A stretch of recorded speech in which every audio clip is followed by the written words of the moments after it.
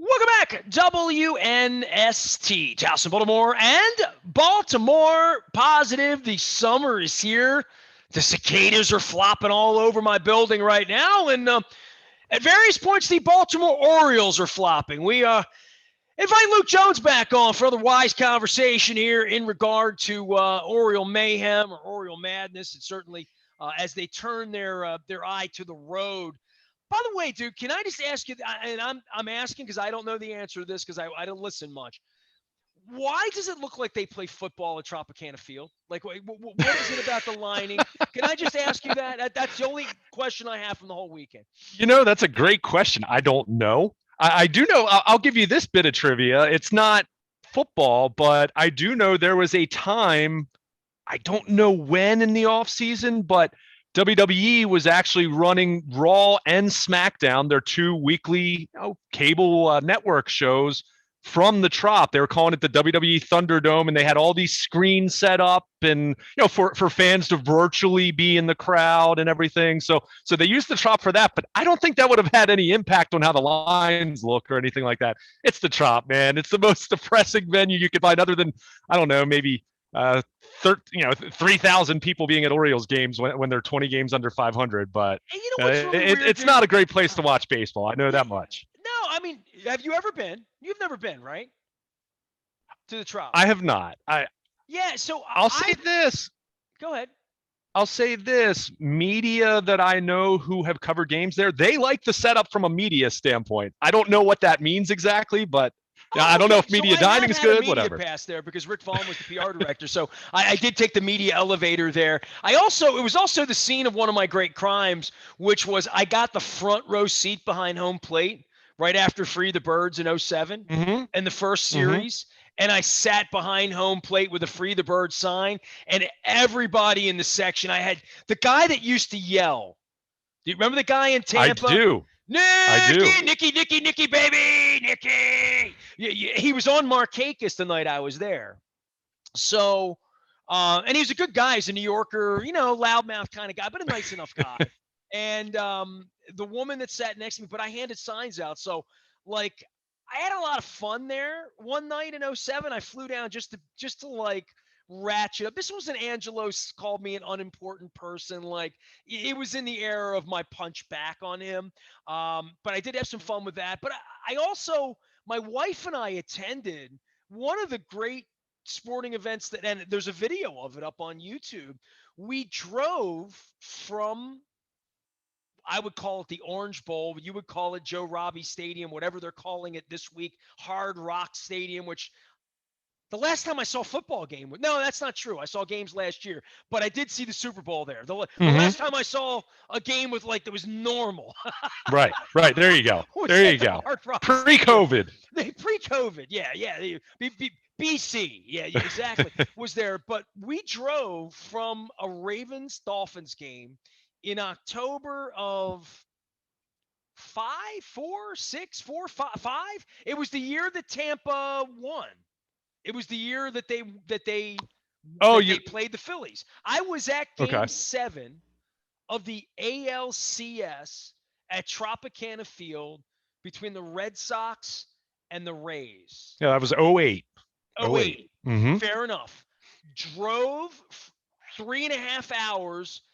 My wife drove. I passenger. We drove faster that way. I think she drove 90 miles an hour. But I've seen an incredible game there. On the tour, in 15 we went. They were playing the Blue Jays, and there might have been 8 or 10,000 people there. There were more people there than were at the Oriole game I attended. So I haven't been to a lot of games there, but I've been to very memorable games. Or the most memorable event that I ever attended there.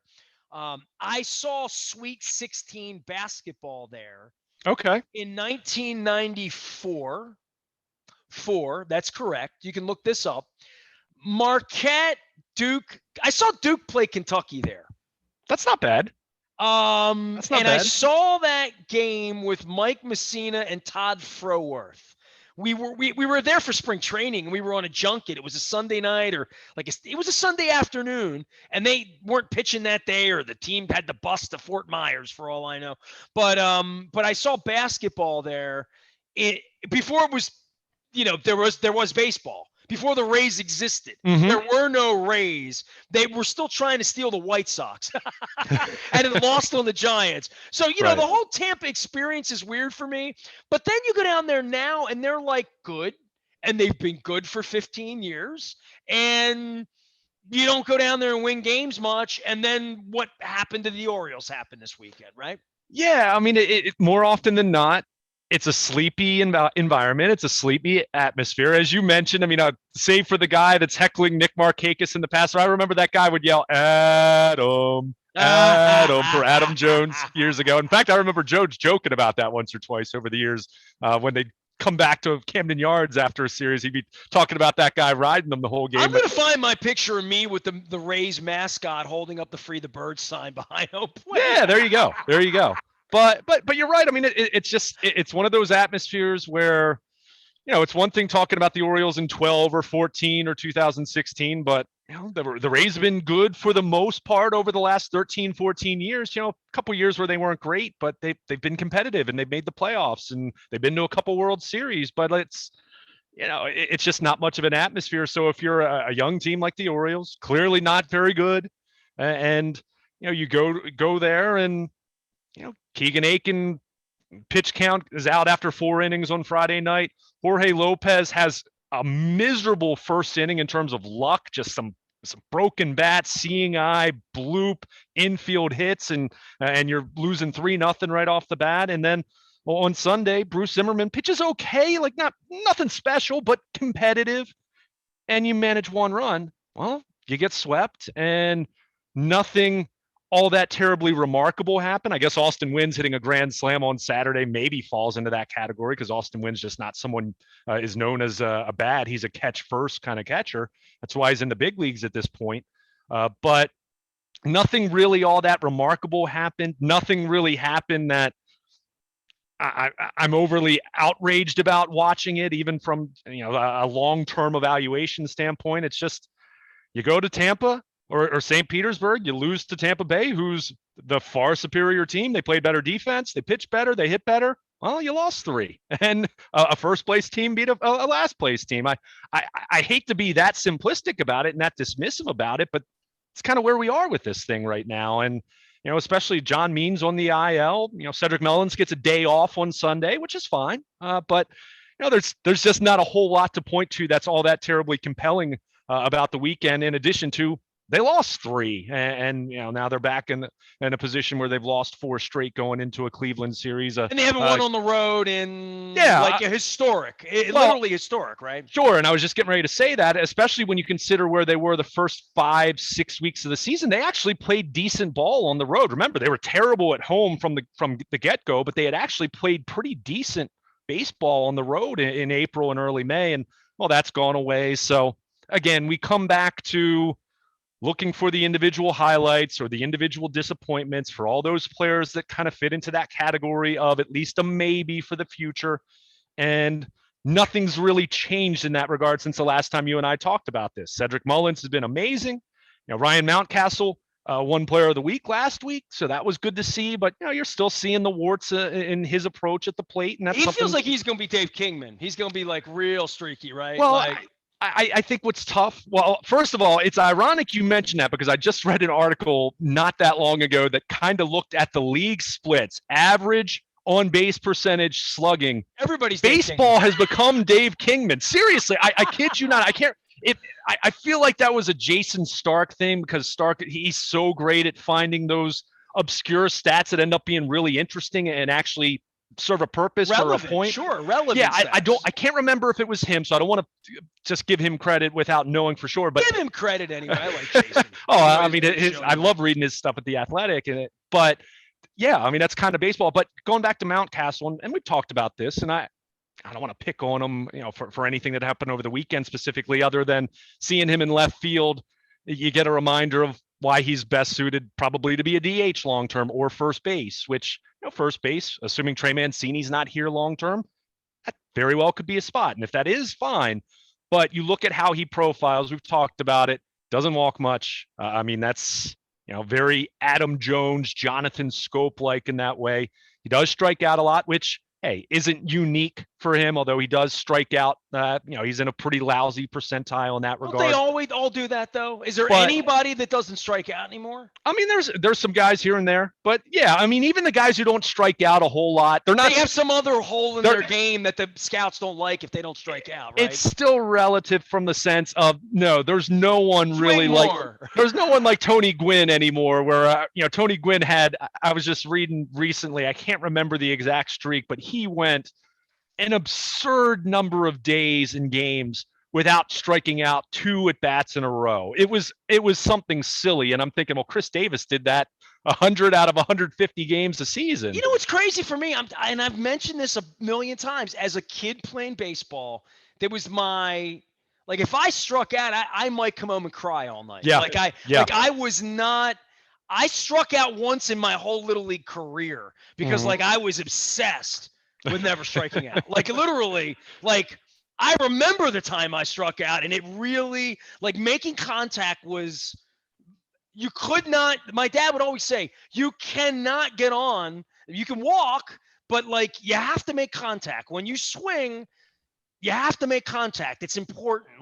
Following the ball, that's the goal. The goal is for the bat to hit the ball. And when that doesn't happen more often than, you're not very good at this.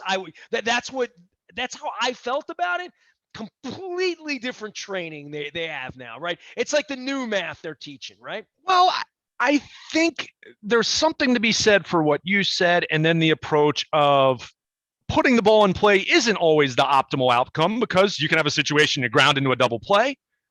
But it swung so far in the opposite direction. I mean, really the goal is to get on base, right? And, you'd like to get a hit. I mean, certainly, you want to hit with power. That a home run, a triple, a double is more valuable than a single or a walk. But it's funny you mentioned that, and I have to share this story now because you mentioned you in Little League.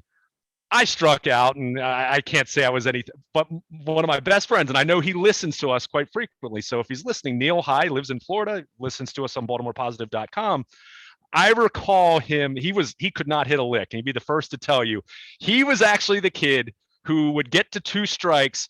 And if it looked like it was going to be a wild pitch, because you're talking Little League, I mean, we're not talking about guys playing in Williamsport. We're talking about pitchers who didn't know where the ball was going.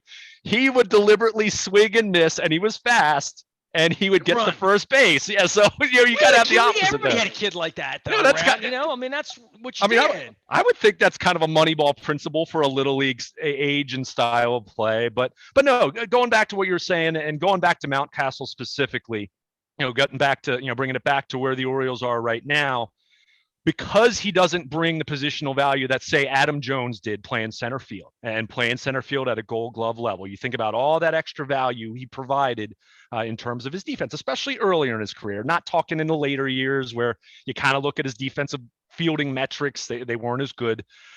He had all that extra value. So you could live with him not walking a whole lot because he did a lot of damage with power, and he played good defense at a premium position. When you have someone like Ryan Mountcastle who profiles similarly in terms of not walking, yeah, he has to hit for power, but he also has to hit at a high rate. Why? Because you're not getting any defensive value from him. In fact, if he's playing left field, you're probably getting negative defensive value. So that's why someone like Mountcastle, and look, he certainly has hit much better than he did in April. But you're not going to walk much. You're striking out a lot. He's going to have to hit, and he's going to have to hit a lot to be a guy that, not that they will release him or anything like that in a year or two. Right? The word would be sticks, right? Not just sticks, but is he going to be a guy that's going to be a long-term piece that you get to year 2, year 3 of arbitration, and then you're talking, all right, is this a guy we're going to want to extend? That's where the jury's really going to be out on him, because he's going to have to hit. I mean, Adam Jones found a way to hit at a high level, and he also provided that defense. So, him hitting 250 with a 285, 290 on base percentage, boy, he's going to have to hit a lot of home runs and a lot of doubles for something like that to fly. Again, fully acknowledging he can improve his plate discipline, and you can find some examples, not a ton of guys, but George Springer in Houston was an example of that. Big knock on him as a young player, didn't walk enough, and he was kind of a similar profile, albeit a center fielder who played defense and gave you that value, but he developed that a little more. You don't see it a lot, but you do see some guys able to do that, and that's going to be the key for Ryan Mountcastle. Because he is so streaky, as you mentioned. You mentioned that Dave Kingman that have a week or two, he knocks the cover off the ball, and then 2 weeks where he strikes out multiple times in 10 out of 13 games. So, so that's going to be, but he's young, and, he's a rookie. And that's one thing that you're trying to remember when you look at some of these guys, because, those guys that have struggled, that are scuffling, we've talked about the pitching, Dean Kramer, looks like he'll make a start in Cleveland. And we've talked about the ups and downs with Zimmerman and Keegan Aiken, and, go down the list. But, these are young guys that you want to, as the year goes on, see more bright spots than not. And certainly when they start calling up some other guys here and there that we should see at some point this year, you want to see the bright spots, but you understand they're going to have their struggles too. And when they go through those periods where there are more struggles for those young guys on top of the rest of the roster that's placeholders, and then guys like Michael Franco and Freddie Alvis, who's played fine this year. He's been fine, but he's not moving the meter for anything they do in the future. So it does leave you with one of these weekends like they had down at the Trop, where, they lose 3 games. A couple of the games are close. They didn't hit. They didn't pitch particularly well. They had some bad luck. They didn't field particularly well. Was there any big takeaway from the weekend? Not beyond anything we already knew, which was this is a last place club that's not very good. And that's just where we are. Oh, which is why we've been talking about the Bowie Bay Sox, by the way, Luke. Jones, Yes. Because last week you started poking and prodding, and then Moeller and I got into it on the recon. I had Alan McCallum on the program. You can find that at Baltimore Positive. That it's not for long at Bowie, right? I was literally over at the Chaucer the other night. By the way, Jimmy Smith came in. He says hello. So I was over at the Chaucer Saturday night, and I heard a bunch of bros at the next table, talking bro stuff. Guys a lot younger than me. And that Adley Rutschman, no, he's gonna change the game. No, he's coming up. He's coming up, and he might bring him up the end. Well, he might not bring him up the end of the year because the money and I got my ear into one of these bar conversations about it, and I thought, well, at least somebody in Highlandtown's talking about Adley Rutschman and the Bowie Bay Sox, and maybe I'm on to something by going to Bowie next week. Phil Rye spent about 45 minutes, a longtime assistant GM of the Bowie Bay Sox. He's been contributing at NST since the beginning, since 23 years, right? It's been 5 years since I called him, but he did 45 minutes, and we talked about all things Bay Sox. So all of that's there too. So while this team sort of languishes and, hey, dude, if I'm giving the Bay Sox $10 next week, it was your idea. It's all your fault. You brought it up last week. Well, and I think that's, look, I'm not going to guarantee they're going to win when you go there, but you have a great chance of seeing multiple guys. No.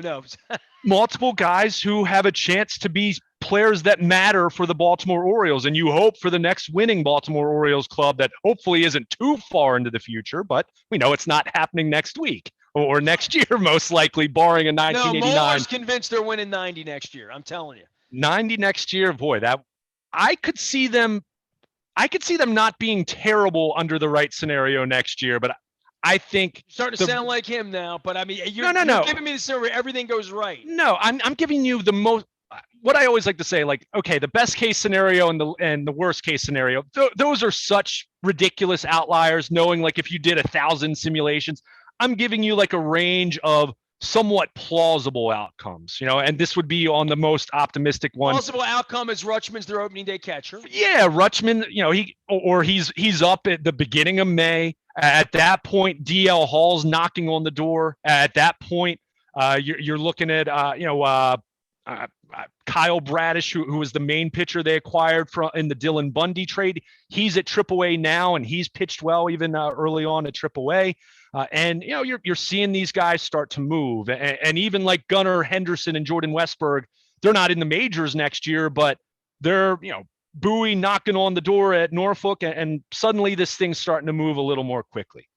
What does that equate to in the win-loss column? Would that be a 500 team under a best-case scenario? I don't know, maybe. A bunch of prospects trying to get to the big leagues is different than being competitive. And right. From what we saw this weekend with a competitive organization that's there. But we've also used the example of looking at the Orioles in 2012. They won 93 games. 2011, they lost 93 games. So we know that as much as we kind of think of it in terms of, all right, are you going to be 10 games better than you were this year? It doesn't always work out that way. The 89 Orioles and the 88 Orioles for somebody of my generation, for sure. But also look at 89, 90, they took a step back. They had some injuries, and 91, they were terrible. And then they got to Camden Yards and they played competitive baseball deep into September. Also made a tremendously terrible deal in the middle of that. They did. The same way that signing Chris Davis and giving away Manny Machado for a bag of baseballs was, like part and parcel for why they suck. No question. And that's it's why also how you get Adley Rutschman, though. You have to suck. You mean it's the rain, right, and the soil that sort of makes the plants, right? Well, it's how you got Ben McDonald and then Mike Messina the following year, even though, that wasn't, he wasn't picked in the top 5, but hey, they picked a great player, picked a Hall of Famer. But, you look at Bowie right now and you look at Rutschman, you look at DL Hall, who I think is leading the Double-A. I think it's called the Northeast League they're in now. It's not called, it's not the Eastern League anymore. They made it all purely geographical. There's no more Sally? Damn. No, there's none of that. I love saying the Sally. But, great. I mentioned Grayson Rodriguez. He's getting swings and misses at a crazy clip. He's pitched well early on with Bowie. He's going to make his first home start at Bowie. They were advertising that late last week. Great to see. Good for them. That's awesome to see that. DL Hall, I think, has the best strikeout, Ks per 9 in the Double-A Northeast League, whatever it is. I mean, he's pitched really well. You think Hall's the faster riser, though? You think he's the? I mean, Hall was drafted a year earlier. He has been on a little bit of a quicker track, but I think the consensus, and I would say this is a pretty widespread popular consensus, if not unanimous, is that Grayson Rodriguez has a little bit of a higher ceiling than Hall. But Hall will come first. Rodriguez will have the higher ceiling. Yeah, but both guys are very much regarded as guys who aren't like most of their other prospects that are a little bit ahead of them in the, guys that we're seeing now, Kramer and Aiken and Zach Lowther, Mike Baumann, who's had a little bit of a health issue going back to last summer.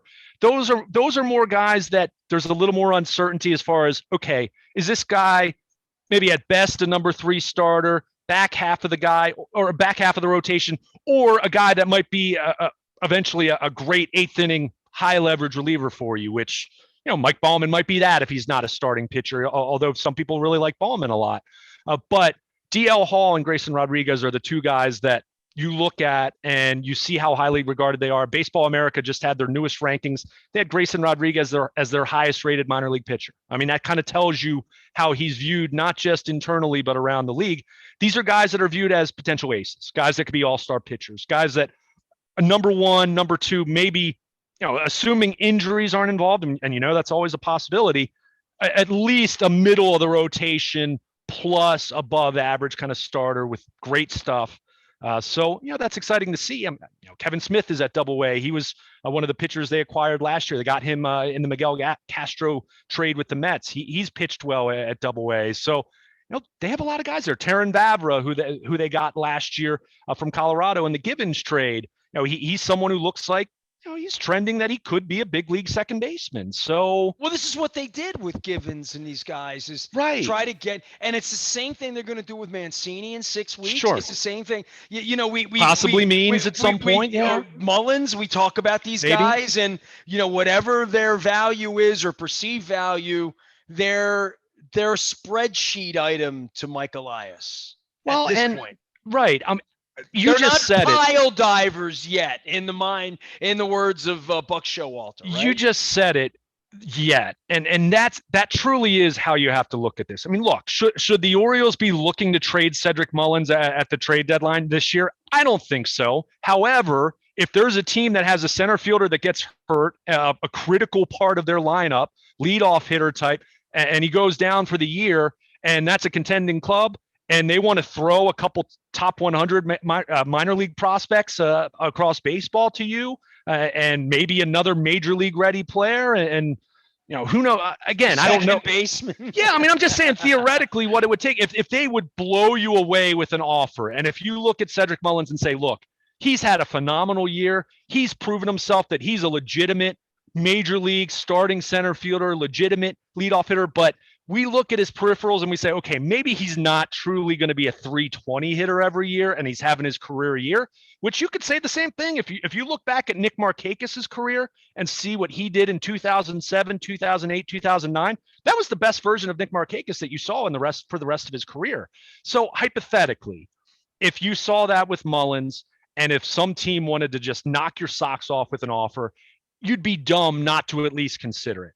Do I think you actively shop him? No, because you have years of club control left with him. He's a guy that we were just talking about it. Next year, if things really feel like they're coming together and you feel like, okay, maybe 2023 is the year when this really starts to look interesting. He's still your outfielder. Yeah, you have him, right? And that's why I've said I wouldn't rush to trade John Means. I'm listening, but you do have 3 years of club control after this year, so you're not rushing to do anything. Mancini's different because he hits free agency after next year. If you're projecting Hall and Rodriguez and Rutschman to be on the team, on the field, producing, and that's not to say they're Cy Young or Mauer with power or any of that, just producing and in the lineup, and you project Mullins and Means to be a part of that, and you project having money at the end of next year to buy someone, sure, then all of a sudden you get serious about selling tickets in 2023. Sure. I mean, and again, I can't guarantee you that that's what it's going to look like, but that's how you're kind of thinking of it. But you said it. For now, you do have to look at all of these guys as commodities, and you have to take the emotion out of it. Eric DaCosta would tell you the same thing with the Ravens. I mean, as much as you love players, and okay, maybe Ray Hurst packing, they had no problem doing that. I mean, maybe Ray Lewis he post 2008, he was getting out of his 13th year at that point. Maybe you view that differently, but they even let Ray test the market, if you recall that year, and they had a number for him. So you do have to do that, and the Ravens are good about that. Also, it's not even trading; it's letting guys like Jared Johnson leave. Sure. When they did not want Jared Johnson on their team. They did not want Rick Wagner on their team. They did not want Ryan Jensen on their team. They love those guys. They drafted them. They brought them in as 12th round draft picks and fed them through the system or what like baseball would. And then there comes that point where you're like, well, Giants are going to give him a big deal. Let him go. You have to let him go. You're going to get that compensatory pick on the other end of that, and that's you're hoping you draft your next Jared Johnson or you draft your next Matthew Andrews, Judon. Right? Yeah. Well, we'll get into Ravens. I'm sure in another conversation. Andrews, I think, fits into the guy you're going to keep. But our overall point here is you do have to take the emotion out of it as much as possible, without being disrespectful. I think that's an important piece that has to work into this, but they are commodities and it is a business, and you do have to value players, and the teams that balance that while maintaining professional courtesy and respect. I said this to you recently. We were talking about Trey Mancini a little bit, and I was even talking to someone else, in the local media about this. Because of what Trey's gone through, and that, boy, you want to talk about the human element and the emotional side of this and relationship side of this. To me, he's the kind of guy that you do have a sit down with him and say, Trey, where are you right now in your career? Where are you right now in terms of Baltimore? He's talked a lot about, as much as we can talk about the Orioles transgressions, and there are plenty of them, he talked a lot about how the organization treated him while going through treatment. What leading up to that, the medical staff, all that. Now we can talk about what happened in arbitration in the off season, and that side of it. They got to marry somebody. Well, sure. Over the next 5 years, they have to have some bridge product. No question. And you want your bridge to not be, no offense to Rick Dempsey, but you don't want it to be a 220 hitting catcher that you keep around because you like his defense or whatever. You'd like to have somebody. Or a middleweight. Or a middle-aged first baseman who suddenly can't hit his weight anymore, which you gave $161 million to. But no, you're right. I would say, and this is me taking the emotion out of it, I would say a first baseman who's about to turn 30 years old, who doesn't give you much positional defensive value, is probably not the guy that you're doing that with at this point in time. Now, I would say 2 or 3 years down the road, where they would be, and they needed a first baseman. Let's say Ryan Mountcastle hypothetically didn't work out, or maybe he does become a left fielder. Whatever. If you were looking for that, then I might say at that point, 2 or 3 years down the road, that 30-year-old first baseman hitting free agency, yeah, maybe that makes sense. You mentioned they better. Let me not say should. They better have plenty of money to spend a couple years from now because of how low they've kept their payroll. That's where you go out and get your JJ Hardy of this generation if you need a shortstop, or you go out and get Nelson Cruz. Even I assume Nelson Cruz will be retired by then, although he's still doing his thing amazingly all these years later. But I would say they ever made, right? I mean, it's not the biggest, but it's up there. But I mean, of the modern generation, this is the Trent Dilfer, and we don't talk about Yeah, we have never had a conversation about Nelson Cruz being a mistake because like the ish hit the fan, they fell apart so quickly, and they're so easy to. They're just awful. They've always been awful at everything. So like Nelson Cruz is just like a little bibliography thing at the end of this. But like in any other normal place, you'd look at that and say, well, Worm really turned when they let that cat go. And not just that, because of his Latinness. He kind of held together. I think there would have been a different level of Machado and Scope in those guys would have been different had he been here. He was a different kind of guy, Nelson Cruz. I mean, I would say this. I mean, Manny Machado and Jonathan Scope blossomed to a pretty dramatic degree even after he left. So I will say this. He was a mentor for them. There's no question about that. I remember we were in Miami for the All-Star game a few years back when Jonathan Scope was the Orioles reference, and he mentioned Nelson Cruz as being very influential. I mean, that was Scope's rookie year. Remember, he only hit about 200 that year. He was platooning with Ryan Flaherty at the time. It kind of sounds crazy all these years thinking about that, but that's where he was at that point in time. But if you recall with Cruz, it was over not wanting to give him a fourth year. I mean, they had the average annual value as far as millions per year. They had that. They were decided on that pretty comfortably. It was that fourth year. And what's amazing is he's so, those 4 years he was so great, and he's continued to play at a high level for another 3-4 years after that. It's just amazing. But we don't talk about that much as Oriole fans, like of mistakes. No question. The mistake is Chris Davis, no doubt, but the mistake was Davis and Cruz and the perception of that by the old man. There was that. I mean, a lot of people would point to not re-signing Nick Markakis. I love Markakis, and he was a gamer, and you're talking about a guy who, he's not a Hall of Famer, or even I would say he's not even Hall of very good. I would say he's Hall of rock solid. I mean, he was just that rock solid for so long. But if you look at his numbers in Atlanta, he didn't do anything terribly special over the length of that deal. My issue was power. He didn't hit with power. Right? No, he didn't. That's the issue for him. But my issue was more so they did a very poor job of replacing him. I mean, remember, they replaced him with Travis Snyder and then Seth Smith. And that was the issue, much more so. But, the biggest mistake of that era was, as fun as it was, as enjoyable as it was, as improbable as it felt, it's on so many different occasions when you consider what the projections were every single year, the Zips projections, and, everyone looking at their run differential, and, they shouldn't be this good and they should be in fourth place or fifth place. And they contended, and they contended for the better part of a 5-year period. And they what that 5-year stretch, they won more games than anyone in the AL. Get somebody out of the bullpen, it usually works. Sure, right. Or left someone in the bullpen in his his fatal mistake here in Baltimore. But by the way, Buck Britton is the manager. He is. Britton's, yes. He is. Buck Britton's at Bowie. Very highly regarded as well. But the biggest mistake of that era was holding on to it too long. I mean, that's really what it was. They needed to take a cue, as painful as it was in Toronto, seeing Ubaldo Jimenez give up the home run while Zach Britton's standing there with hands on hips, waiting in the bullpen for the call that never came. That needed to be the end right there, really. I know it's difficult. I know, someone would say, well, if you look at where they were in late August, early September of 2017, they did go on a little bit of a run in August, and they were kind of sort of hanging around in the wild card. But look at the bulk of that season, they weren't very good. And even worse, they doubled down and tried to do it for 18, and then that was just an utter disaster.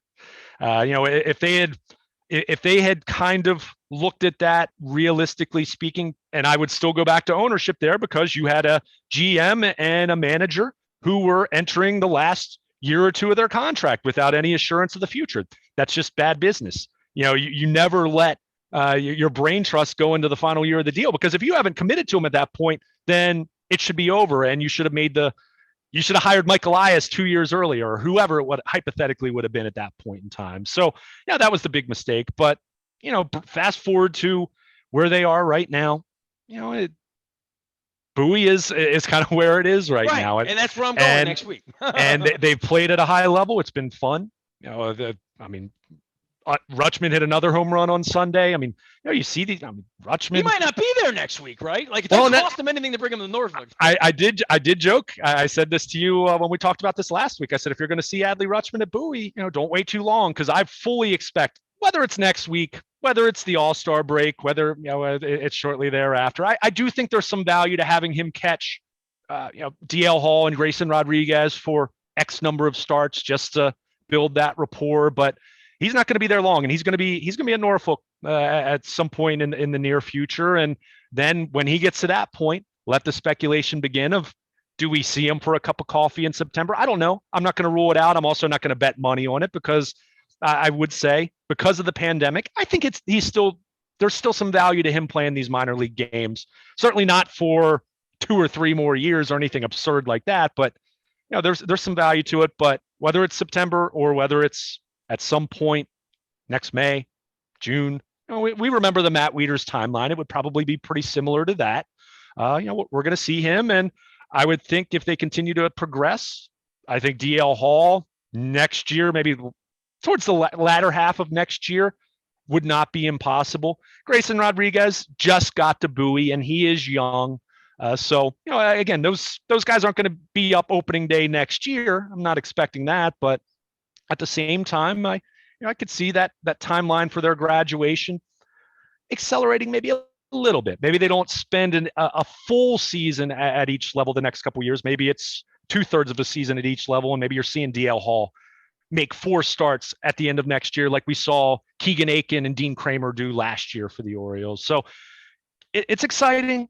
It's not Major League Baseball. I understand that. And just because these guys are thriving at Double-A doesn't mean that there won't be some hiccups. And a great example of that is looking at Hunter Harvey pitch out of the Orioles bullpen right now. He was drafted 8 years ago, and he was on top 100 list like that. He was very highly touted almost immediately after the Orioles drafted him in the first round in 2013, but he had injuries, and he's still at a point where he's trying to establish himself. He's still only 26. There's time, but this isn't he's easy. Not, yeah, it's not easy. And pitchers break, and that's even more reason, going back to the point you had made, where you have to, at this point, you still have to look at these guys at commodities. Not that anyone's looking to trade for Grayson Rodriguez right now. I don't even know what that deal would possibly look like, but you have to look at that, and you have to keep an open mind about it. Mike Trout. Well, or maybe Shohei Ohtani at this point. He's unbelievable. But they will get to a point, and it's not yet, probably not next year, but maybe 2 years from now, where at that point you'll start to see, okay, identifying who are the long-term pieces. And hey, a year and a half from now, they might be signing Cedric Mullins to a 5-year deal to buy out first couple of years of free agency, however it might look. But yeah, eventually you get to a point where you're looking at guys that you feel are pieces that you're going to build around in the future. And hey, right now, Cedric Mullins looks like that. And I hope he makes the All-Star team. He deserves it. He's been that good. He hasn't just been a good player for the Orioles. He has been an outstanding player in the American League. When you look at defense, where he ranks in hits, what he's done against left-handed pitching as a left-handed hitter who abandoned switch hitting over the offseason, it really is a remarkable story. We've talked about it a lot, but we still haven't talked about it enough. That's how good that story has been. Problem is, there haven't been quite as many other individual stories as you'd like to see this year, if we're being honest about those guys that are at the major league level right now. Well, we spent a lot of time talking about Bowie last week, and you can find Phil Rye, Alan McCallum. Don and I did a recon last week on baseball. But I'll say this. I watched the Mets games in the middle of the week last week, and, Palmer's on. And he sounds sleepy, and Garceau, we can go through that. But in 2 days, I saw Trey Mancini hit the other way into a second base hole one night, and the next night I saw Mullins lay out and make a catch that was world class. Outstanding. And yeah, they suck, and I think they lost both of those. They lose most of the times. They won one, lost one. They beat the Mets. They split with the Mets. It was just that 2-game set. Was it the night that Mullins made the catch? They lost really bad to the Mets. They did because that was Matt Harvey just right. That's That's what rocked. that night was, right? Yeah. So I'm thinking to myself, even on a night where like they suck, the broadcast sucks, the game sucks, everything about it sucks. I saw a young guy do something. And so and that's what you've been telling me about for 3 months. Like, that's, I guess, why you're watching, because you'll see Trey Mancini hit the other way. Or you see Ryan Mountcastle have a week like he had last week, where he's AL Player of the Week. John Means throws a no-hitter. and you hope John Means is back. You hope he's back sooner than later. But you want to be careful with a guy like that. I think that's obvious, especially coming off of last year. But yeah. I know I'm not trying to be wishy-washy. I'm not going to sit here and say, oh, you should go buy a 13-game plan for the Orioles right now. I'm not going to tell you not to go to the games either, but you have to understand what you're paying for at this point in time, as far as if you're looking at it in terms of wins and losses, and if your enjoyment's going to be what the final score looks like at the end of the night, then yeah, I'd say that you're setting yourself up for disappointment. Somebody told me recently, man, they felt a lot of pain during the 14-game losing streak, and I'm like, okay, man. I don't know what to say. Right. No, I hear you. But I would say, if you're watching it through the lens of what Cedric Mullins has done this year, he's been really fun to watch. And I've seen him make plays in center field that I haven't seen an Orioles center fielder make since early Adam Jones. But I think Mullins, now, the thing about Mullins, his arm is not as strong. So in a way, he reminds me a little bit of a left-handed Mike Devereaux. Devereaux covered so much ground, couldn't really throw. That was the one thing about Devo's defensive game. He didn't have a strong throwing arm, but he just covered so much ground. He didn't have a great arm in that way. If you cover enough ground and you position yourself and you're fundamentally sound, you can get around it. Now, you might not be the best center fielder in the league, because you might have those certain guys who can throw a little bit. Doesn't matter if Ripken can get out there and get the cutoff, right? Like, that's part of it too. Sure, and positioning and getting a good jump. I think with Mullins, you just see how much ground he covers, and for the most part, he very rarely takes a false step or takes a step back when he needs to come in. He covers a lot of ground, and it's fun. And that's the one thing from being there, being in the press box, and with HD television. You pick it up on it more now, but when you're in the ballpark and you see where he starts, where he's positioned, and where he goes to make some of these catches, it really is fun to watch. So his success story has been phenomenal. Means up until the cranky shoulder now has been phenomenal. Mancini, it goes without saying. That's a human life great story, human interest story that we can all celebrate, and certainly hits home for you and with Jen. For him to do what he's done, it's just been nothing short of heroic. But it's been tough to, beyond those handful of success stories, and Paul Fry, throw him in there. He's pitched outstanding out of the bullpen. Yeah, it's been tough. And, like you said, a 14-game losing streak, while I would certainly recommend not be in a position where you're living and dying with that.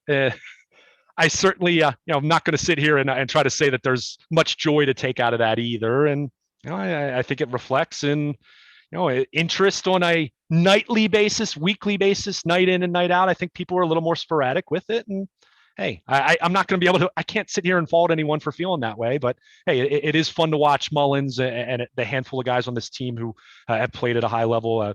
It's been a good story, at least in that regard. Luke Jones can be found, Baltimore Luke, out on, Facebook, Twitter, Instagram, LinkedIn, all sorts of places, including BaltimorePositive.com. All of our wise conversations here can be found at our audio vault and at BaltimorePositive.com. We're going to have a busy week around here. Got some rock and roll. There's a rumor that Rick Nielsen from Cheap Trick's going to be checking in. I got Merriweather stuff happening with concerts. And, of course, the Crab Cake Tour about to lift off in a couple of weeks. We've postponed some of the stuff because of social distancing and crab availability into July, but the tour is still very much on, beginning August 1 in Ocean City. I am Nestor. We are WNST.net, AM 1570, Towson, Baltimore, and we never stop talking Baltimore positive.